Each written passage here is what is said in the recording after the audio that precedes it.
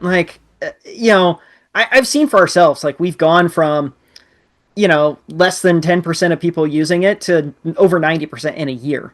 Mm, And, a lot of that was just that a lot of that wasn't like grand ideas and like big projects where it's like, oh, we're gonna like we have this goal, this ROI driven number to go hit this. A lot of it was just like we just want people to start building stuff and right. creating space like hackathons, creating these lunch and these show and tell mechanisms, and the creativity of your team starts to bubble up.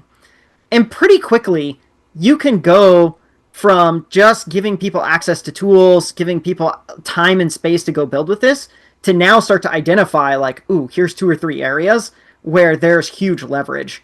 And once you start to do that, then you can start to come back and have case studies that you can report back to your leadership teams, your boards, and say, okay, here's where we think we actually can have like a really big impact. And we're going to put more muscle behind this. I think a lot of teams come in and they try and nail the return before they do the investment piece. And there's just like a certain amount of experimentation that I find is so useful and so valuable early on. And once you do that, then you start to actually have better ideas for like how it's going to actually impact your business. So there's a little bit of leap of faith that has to happen in those early innings.